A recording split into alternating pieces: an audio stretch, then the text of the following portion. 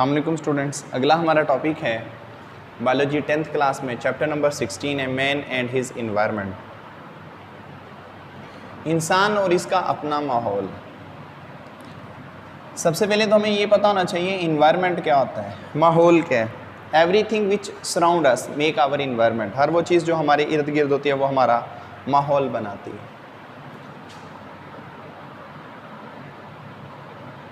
Surround अस, हमारे इर्द गिर्द जो चीज़ें होती हैं वो हमारा माहौल प्रिपेयर कर रही होती हैं। ठीक है, इस सराउंडिंग में अगर हम बात कर लें तो बेसिकली दो चीज़ें होती हैं, एक चीज़ होती है लिविंग और एक चीज़ होती है नॉन लिविंग। जो तो चीज़ें लिविंग होती हैं इन्हें हम कहते हैं बायोटिक फैक्टर्स का। जो चीज़ें होती हैं नॉन लिविंग थिंग्स हम इन्हें कहते हैं ए बायोटिक फैक्टर्स का। ये यहाँ पर दो चीज़ें होती हैं। अब बात ये है ये माहौल किस तरह प्रिपेयर्ड होता है, किस तरह से माहौल बनता है, और अगर माहौल बन चुका है इंसान की क्या मदाखलत है इसमें। क्या इंसान माहौल को गंदा कर रहा है, क्या इंसान माहौल से बेनिफिट ले रहा है, क्या इंसान माहौल को बेनिफिट लेके बदले में उसको नुकसान दे रहा है, क्या माहौल इंसान को नुकसान दे रहा है। ये किस किस्म का एक खेल चला हुआ है, इसमें क्या चीज़ होती है हम वो डिटेल से बात करेंगे। तो इन्वायरमेंट के लिए यहाँ पर हमारे पास एक चीज़ है जिसे हम कहते हैं इकोलॉजी। ग्रीक जुबान की यहाँ पर दो टर्म्स हैं,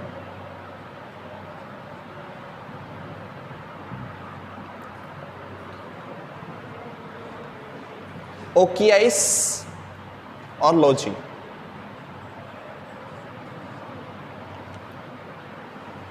ओकियाइस इसका मानी बेसिकली क्या होता है, हाउस, फैमिली। लॉजी कहते हैं स्टडी को।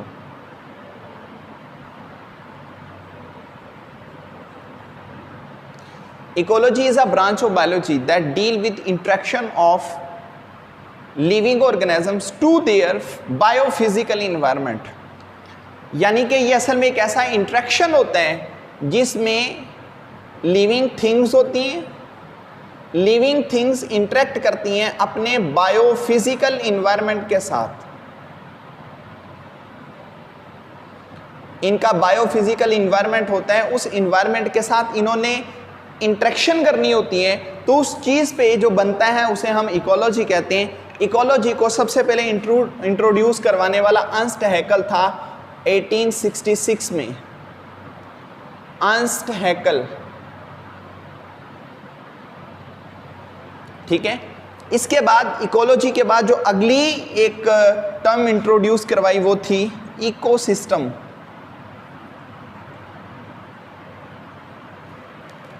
सिस्टम बेसिकली ग्रुपिंग को कहते हैं, इको का मानी रिलेटेड होता है, ठीक है। अब इकोसिस्टम ये भी बायो की एक ब्रांच है, a branch of biology that deal with interaction of living things to their non living things. यहाँ पर इंटरेक्शन किस चीज़ का होता है, लिविंग थिंग्स का। किन के साथ होता है, नॉन लिविंग थिंग्स के साथ। जब living things non living things के साथ आपस में इंटरेक्शन शो करती हैं, उस बेस पे जो चीज़ बनती है वो हमारे पास इकोसिस्टम होती है। और इकोसिस्टम रियलिटी में किसे नाम दिया जाता है, इन्वायरमेंट को। इन्वायरमेंट को नाम दिया जा रहा है किसका, इकोसिस्टम का। 1935 की बात है, 1935 में आर्थर टेंसले, उस बंदे ने सबसे पहले इस टर्म को इंट्रोड्यूस करवाया था, आर्थर टेंसले, ठीक है। अब अगर हम आगे बात करते हैं तो बेसिकली तौर पर ये जो इकोलॉजी है जिसमें हम इन्वायरमेंट की बात कर रहे हैं, तो इन्वायरमेंट इसमें भी क्या होता है, लेवल ऑफ ऑर्गेनाइजेशन होता है। यानी कि अगर आप इकोलॉजी में बात करोगे, इकोलॉजी इसमें लेवल्स की बात करोगे, तो इकोलॉजी में लेवल ऑफ ऑर्गेनाइजेशन जो होती है वो ऑर्गेनिज्म से स्टार्ट होकर बायोस्फीयर तक जाती है। ऑर्गेनिजम्स यहाँ से स्टार्ट होती हैं और बायोस्फीयर यहाँ तक वो जाएगी। ऑर्गेनिजम्स की बात कर लें तो यहाँ पर दोनों तरह के ऑर्गेनिजम्स होते हैं, यूनिसेलुलर भी होते हैं और दूसरी बात यहाँ पर मल्टी सेलुलर भी होते हैं, ठीक है। अब ये जो यूनिसेलुलर मल्टीसेलुलर है, यानी कि ये जो ऑर्गेनिजम्स हैं, इन ऑर्गेनिजम्स को बोला जा रहा है किसका? स्पीशीज का। स्पीशीज आपस में मिलती हैं, लेकिन कौन सी? सिमिलर।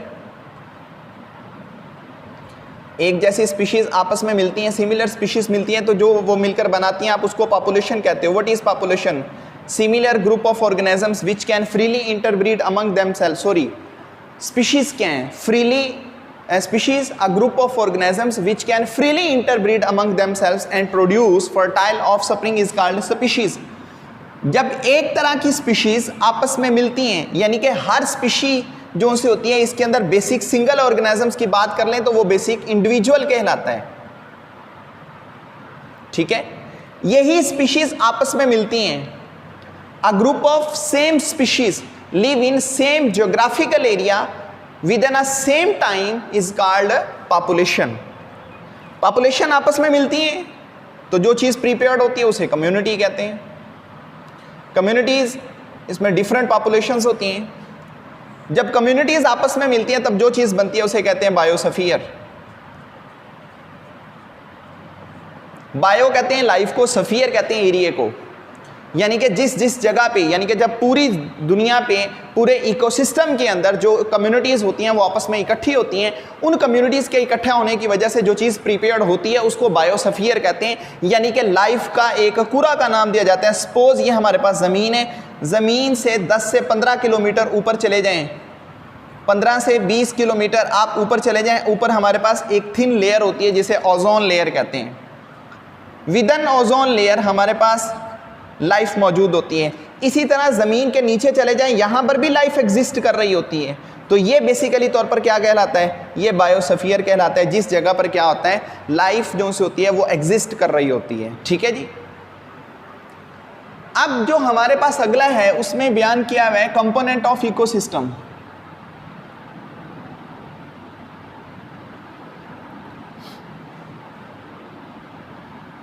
यानी कि जो माहौल है इसके कंपोनेंट क्या हैं।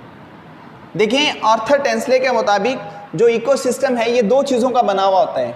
यहाँ पर 2 फैक्टर्स होते हैं, जिन फैक्टर्स की वजह से हमारा जो इकोसिस्टम है, हमारा जो माहौल है, हमारा जो इन्वायरमेंट है वो प्रिपेयर्ड हो रहा होता है। अब 2 फैक्टर इसमें से कौन से होते हैं? एक फैक्टर को कहते हैं biotic factor, those factor which consist of life is called biotic factor, और एक होते हैं ए बायोटिक फैक्टर।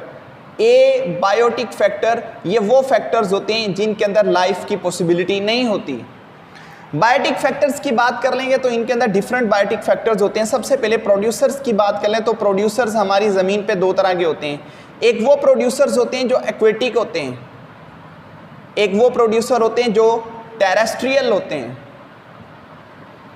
जो एक्वेटिक प्रोड्यूसर्स होते हैं उनमें आ जाती हैं अल्जी, और जो टेरेस्ट्रियल प्रोड्यूसर्स होते हैं इनमें आ जाते हैं प्लांट्स।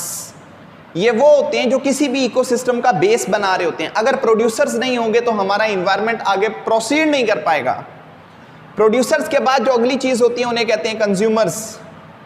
कंज्यूमर्स वो होते हैं जो हेट्रोट्रॉफ होते हैं, अपना खाना खुद प्रिपेयर नहीं करते, लेकिन प्रोड्यूसर्स क्या होते हैं? ऑटोट्रॉफ होते हैं, ये अपनी खुराक खुद प्रिपेयर कर सकते हैं। कंज्यूमर्स की वैराइटीज़ होती हैं। कंज्यूमर्स 3 तरह के होते हैं, primary consumers, secondary consumers, tertiary consumers. ये 3 कंज्यूमर्स होते हैं। प्राइमरी कंज्यूमर्स वो होते हैं जो प्रोड्यूसर्स पे डिपेंडेंट होते हैं। सेकेंडरी कंज्यूमर्स वो होते हैं जो प्राइमरी कंज्यूमर्स पे डिपेंडेंट होते हैं। और टर्शरी कंज्यूमर्स वो होते हैं जो सेकेंडरी कंज्यूमर्स पे डिपेंडेंट होते हैं। टर्शरी कंज्यूमर्स इन्हें टॉप ऑफ कंज्यूमर्स भी कहते हैं। इन्हीं कंज्यूमर्स में हमारे पास कुछ वैरायटीज होती हैं। उन वैरायटीज के लिहाज से बात करते हैं तो कुछ होते हैं हर्बीवर्स, कुछ होते हैं कार्निवर्स और कुछ होते हैं ओमनिवर्स।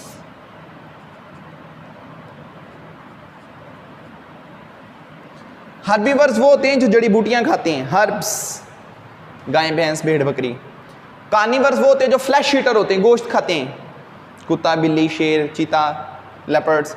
ओमनिवर्स वो होते हैं जो दोनों पे डिपेंडेंट होते हैं, ये फ्लैश भी खाते हैं, ये वेजिटेबल्स भी खाते हैं। इंसान, कौवा, रीछ, फॉक्स, ये बेसिकली तौर पर ओमनिवर्स होते हैं। ये हमारे पास कंज्यूमर्स हैं। इसके बाद हमारे पास होते हैं डिकम्पोजर्स। डिकम्पोजर्स इन्हें रिसाइकलर भी कहते हैं।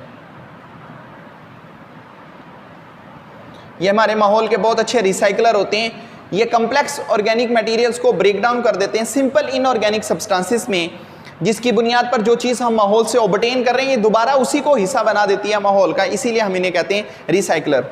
न्यूट्रिएंट साइकिल एक इकोसिस्टम में चलता है, उसको लेबल करना, उसको स्टेबलाइज्ड करना वो डिकम्पोजर्स का काम होता है।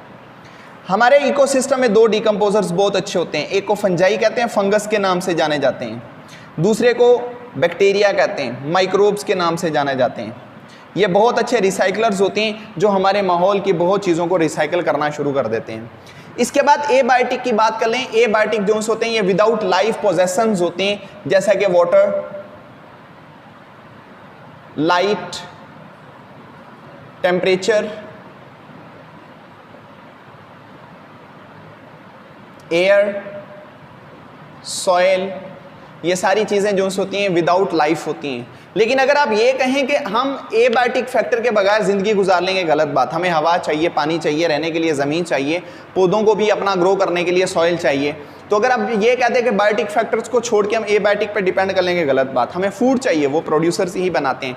तो इसका मतलब है डायरेक्टली इनडायरेक्टली इन दोनों का आपस में लिंक होता है, जिसकी वजह से हमारा माहौल जो सा होता है वो स्टेबलाइज्ड होता है। तो ये हमारा आज का पहला लेक्चर था जिसमें हमने बात की मैन एंड इज इन्वायरमेंट में, कि इन्वायरमेंट किस तरह से प्रोसीड होते हैं, कि इन्वायरमेंट जो सा होता है वो किस तरह से बनता है। तो आगे हम मजीद बात करेंगे कि इन्वायरमेंट तो बनाया तो जाता है, लेकिन आगे इंसान क्या करता है, इसमें बहुत ज़्यादा प्रॉब्लम्स क्रिएट करता है।